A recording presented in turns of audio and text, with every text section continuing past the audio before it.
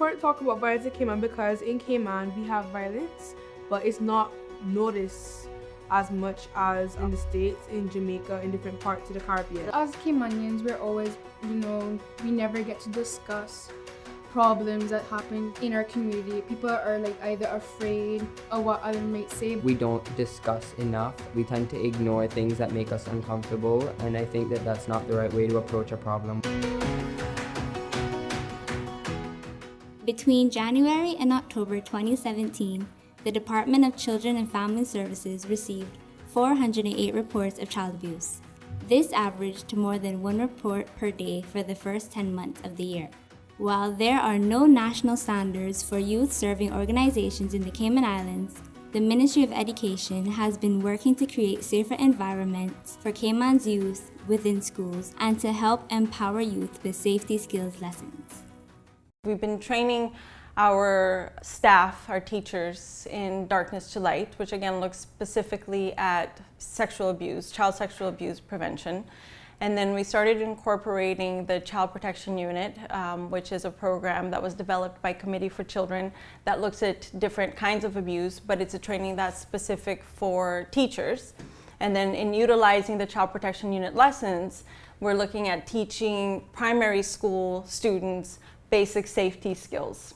So one of the gaps that we had was what were we doing specifically for older students, so the students in the high schools. In order to address this gap, the Ministry of Education partnered with the Cayman Islands Red Cross and Canadian Red Cross to pilot the It's Not Your Fault Violence Prevention Peer Education Program with students from both John Gray and Clifton Hunter High Schools.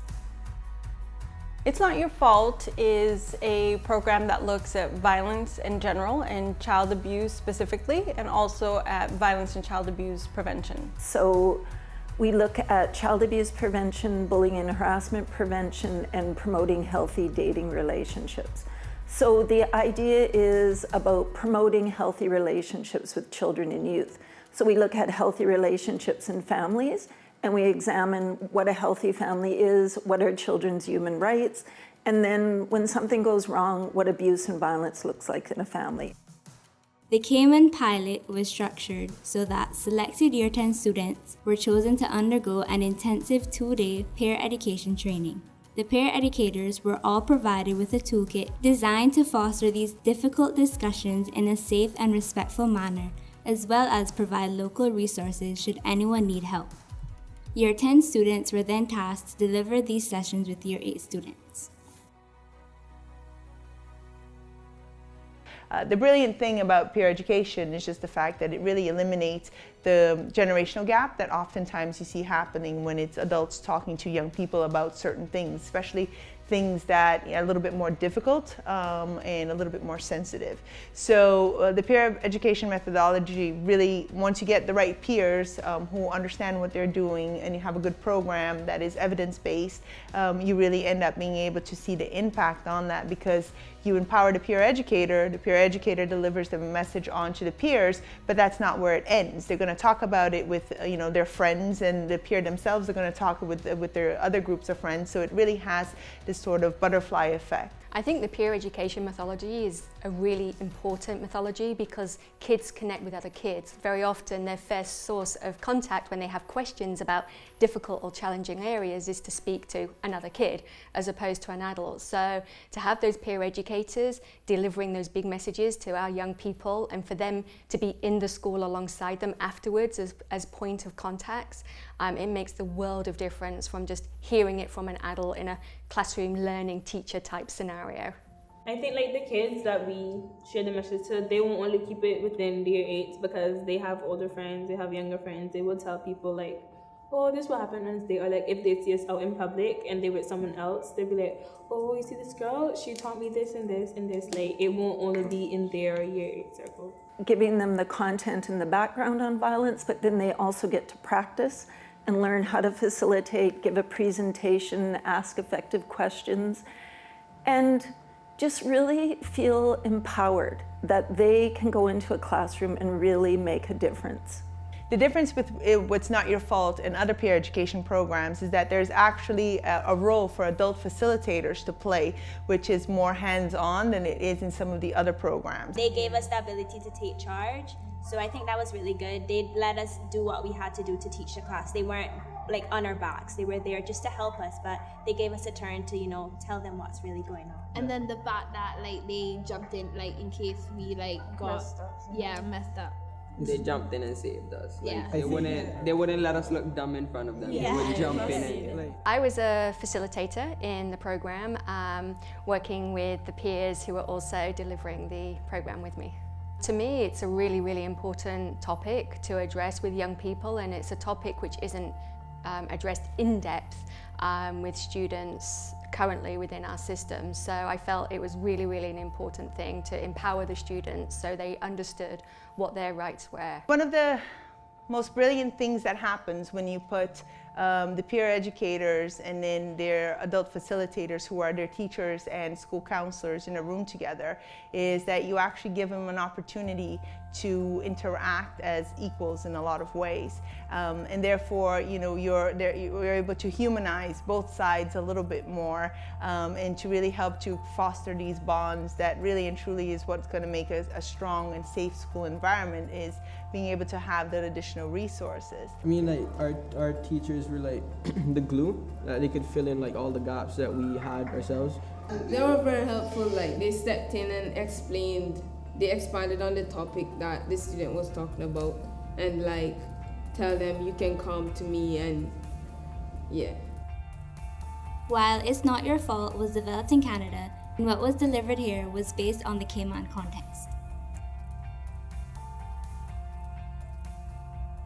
It's been operating in Canada for about 33 years, and we've branched out and we're in about 26 other countries doing violence prevention through the different national societies. I think it's important to recognize that one of the strengths of all Red Cross methodology is that we look at the community as the experts, and this was absolutely the case when dealing with a youth violence prevention program.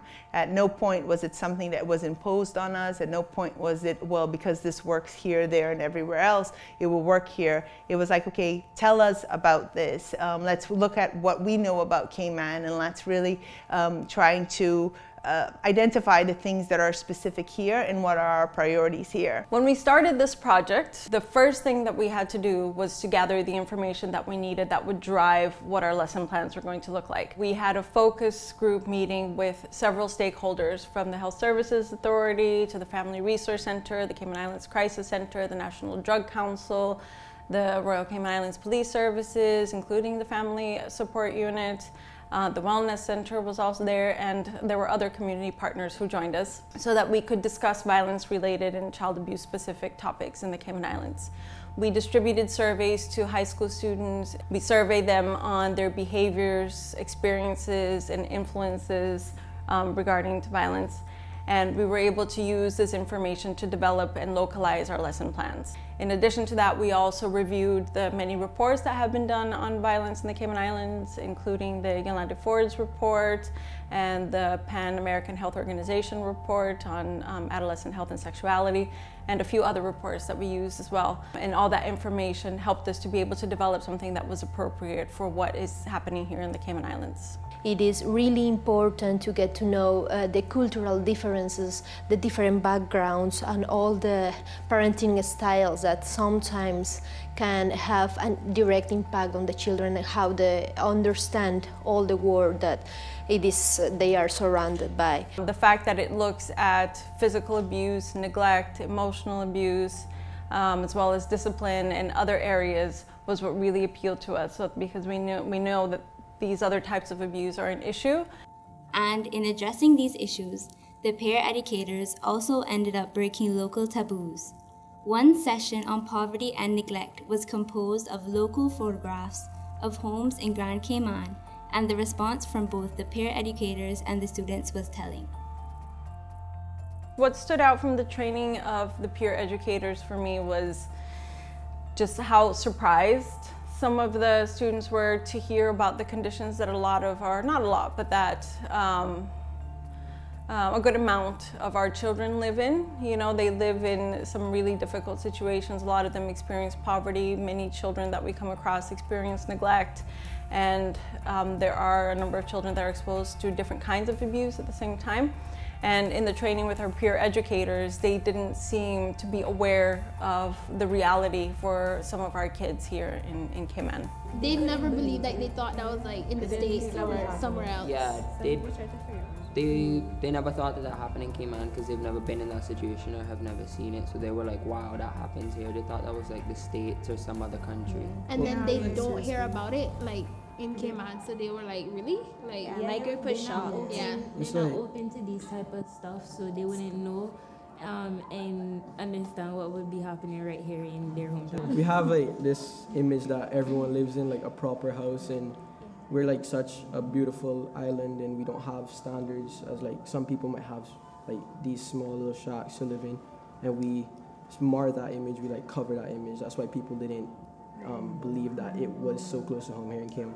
Most of them were shocked. They were shocked that it was in Cayman. They were surprised that this was actually somewhere in Cayman, because like they think like most would get the impression of Cayman that like the standards of living are very high here. So like they were very surprised to see that, you know, there's a home here that looks like that.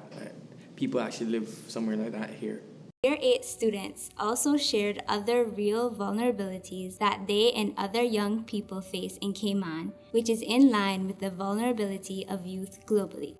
There was a little boy at Clifton, and he was talking, because I shared a story about how I got, I guess, catfished, I guess you can say, and looked for online predators, and he was talking about how he was playing his PSP, and you know how when you're playing you can interact with other people through your microphone or whatever.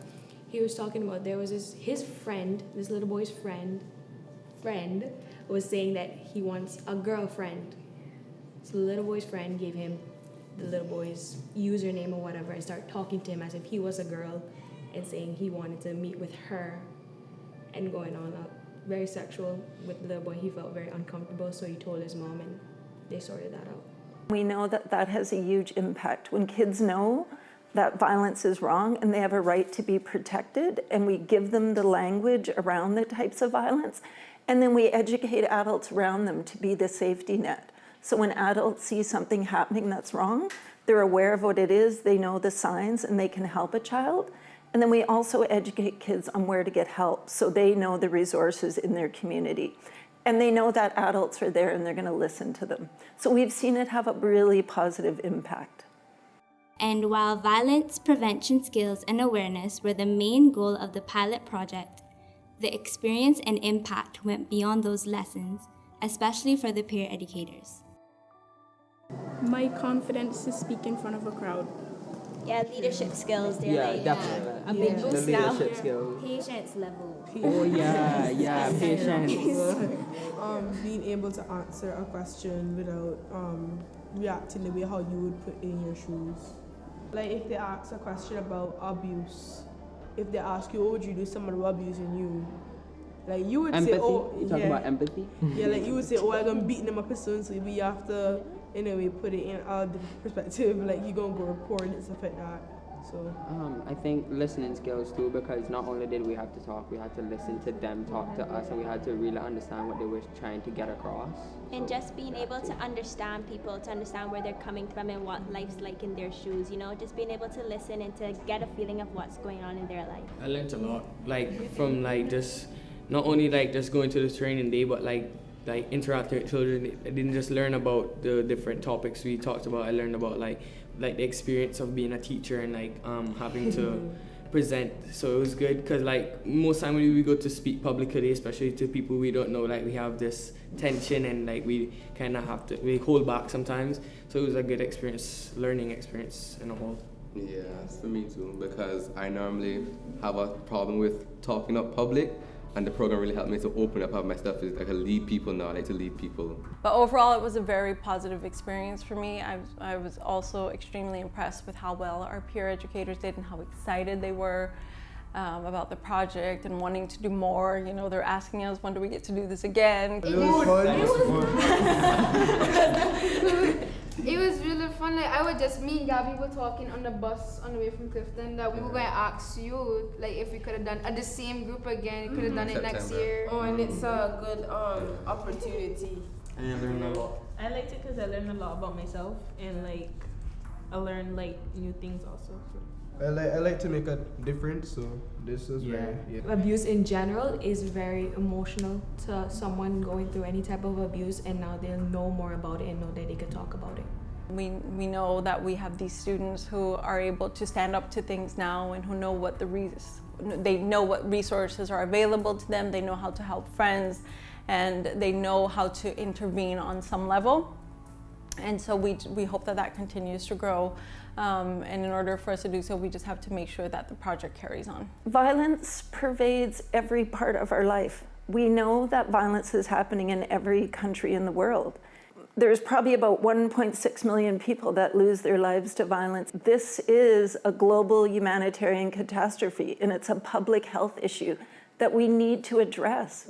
We need to ensure that our kids are educated about their rights and that we're talking to them and we're providing that support and we're giving them access to help. We're saving lives. We are preventing social problems, mental disorders, and emotional issues with all the people that we are addressing, but also because we are changing the way that sometimes we are transmitting information family by family.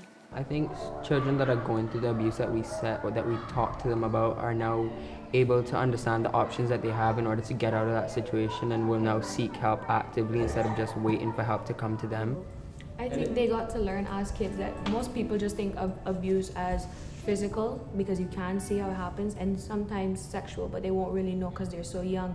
I think from them realizing that the victim is never to blame, and if they were the victim in whichever situation of any type of abuse, they will be most likely to talk out about it because they have their support circles and their counselors and their parents. So maybe more people can get justice, I guess, for whatever happened to them. It's not your fault. It's not your fault. It's not your fault. It's not your fault. It's not your fault. It's not your fault. It's not your fault. It's not your fault.